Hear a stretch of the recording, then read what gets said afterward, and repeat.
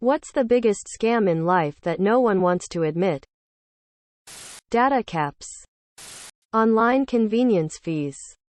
The entire wedding industry. To be clear, not marriage but weddings specifically. I'm happily married to my wife and we were content to do something special, just the two of us. Maybe spend a couple of grand and treat ourselves a little bit to something amazing. Cue the families getting involved, and before you know it we're spending closer to 20 grand on one day and feeding a bunch of people I've not heard of before or since the wedding.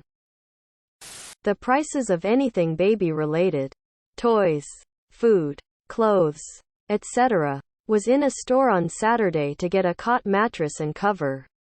I cried. Free trial. Noise. Enter your card details. Fuck. Edit. This is a joke. I do understand how subscriptions work. Click here to unsubscribe to this email notification. What band is considered great that you cannot stand? This thread. If you sort by hot, Coldplay, BTS, Imagine Dragons. If you sort by controversial, Beatles, Queen, Nirvana. Saved you some scrolling. Edit. Thanks for the gold. Kind Reddit stranger. Your favorite band sucks. A bumper sticker of always liked. Came to thread to get triggered. Was not disappointed.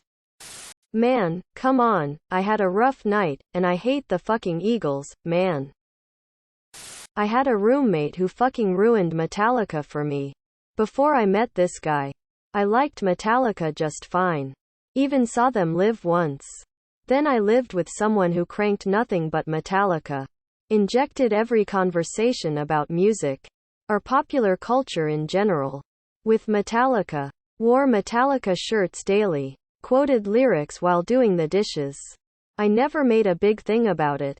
But all the while I'm thinking, there are other bands. There are other thrash bands. Does your most private and personal inner monologue sound like James Hetfield's voice? Jesus tap dancing Christ. To this day, I can still appreciate the talent of their playing and songwriting. But I just can't listen to them without thinking about the bizarre musical obsession of this one guy the first knew long ago. Kiss. I just don't get the draw there. What's an example of toxic femininity? Shaming other girls, women for not doing, liking the same things you do and implying that their preferences make them not real women, or similar.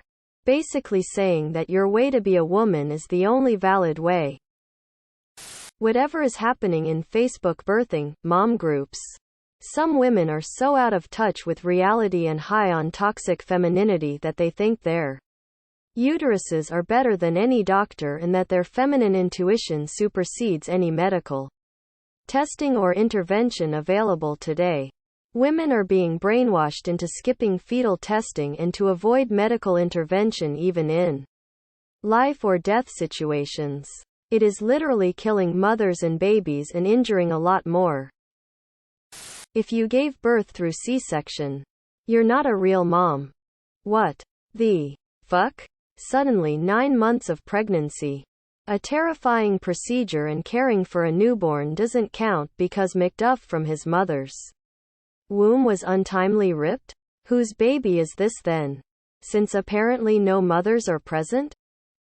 Acting like how little medical intervention you require while giving birth determines your worth as a woman and mother. Trying to dodge responsibility and accountability for bad behavior by shouting, "If you can't handle me at my worst, you don't deserve me at my best." I've started reading a lot of forums of expecting mothers and mothers. And is terrifying to see how much pressure there is regarding birthing and motherhood. You'll never be a proper mother if you have a C-section. You will never bond properly, be a good mother if you don't breastfeed. If you don't do X or Y or Z, your child will be unhappy, unloved, will die, and it will be your fault. And measuring a woman's worth over the power of their vaginas. Shame on you for doing IVF. There must be something wrong if you had only miscarriages. Adopting is fine. But is the acceptance of failure Bio moms are best moms. Believing there is a certain way to be a woman and using social pressure to enforce that on other women and punish those who act differently. Denigrating other women for not dressing fashionably or wearing makeup or putting family first or whatever their stereotype of being properly feminine is. If aliens landed on the Earth and said, "Take me to your leader," who would you take them to? "I'm right here, what you want?" "I'd take them to my boss." "I mean, they asked for my leader specifically, right? His problem now." Zap Brannigan. "My mate Steve. He always has good connections. Great banter and makes a wicked cocktail. He recently finished a 2,000-piece jigsaw. Steve is my leader of choice." Professor Brian Cox. "He's cool. He's intelligent as hell. He's well liked. He has an amazingly disarming smile. He's an absolute natural at scientific education. He's a media personality. He has no military affiliations that I know of. And he knows about astrophysics, so could talk shop. Fucking good choice. You ask me." Shit. Everyone I would name is dead. So I guess, you got your. What can I do for you? What is your most elitist viewpoint? Even if it is just fanfiction, put effort into the grammar. A lot of different places should have required etiquette courses before you can be a member. Some examples. 1. Public transportation. Especially flights. 2. Gyms. 3. Concert venues. 4. Movie theaters. I have many. None of you would understand. Candidates for president should be required to take the civil and foreign service exams and publish their scores. I'm not looking for a passing grade. Just an objective measure of competence. Spelling, grammar, and punctuation exist to make writing comprehensible. Fucking use them. It's not that hard. There should be a separate security line at the airport for people who are flying for the first time or aren't familiar with the rules. What's your best, "holy shit I'm high" moment? I called my phone. From my phone. Looking for my phone. Whenever your frames start to drop and you feel like a Windows 98 computer trying to run GTA 4.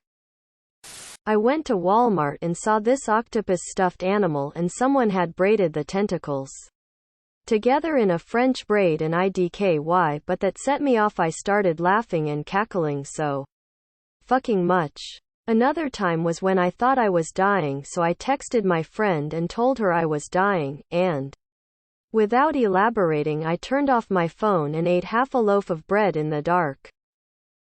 Heard some folks at a movie theater next to me speaking another language and was convinced I could understand them and that they were talking about me. Freaked. That time I gave the guy at Baskin Robbins two $20 bills to buy a $3 ice cream cone.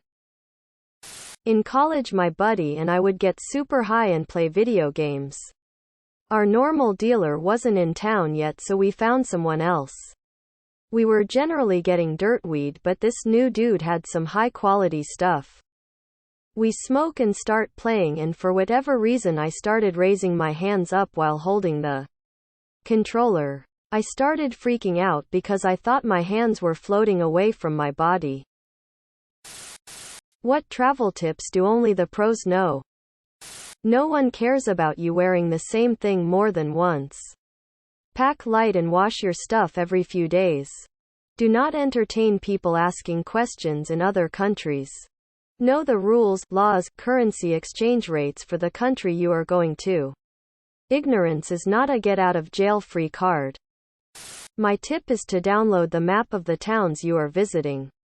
You can do that easily in the Google Maps app. If you have the map downloaded on your phone, you can easily find your way around town even if you don't have any internet connection. It won't show you the route you should walk from A to B. But through the magic of GPS you will still see where you currently are and if you are moving in the right direction. Roll your clothes, don't fold them. There's a secret garden in Rome you'll only get into if you're able to talk German. An amazing refuge of a grumpy, sunburnt people being angry about unorganized motorized traffic and tardiness in a sea of the opposite. Basically, give yourself breaks when traveling. A lot of people try to pack everything in and all it causes is stress. If you are traveling in a group, give yourself breaks from others. Some people want to do everything together, and that can lead to a lot of fighting. Wallet in front pocket or it will be stolen. Subscribe, my brothers.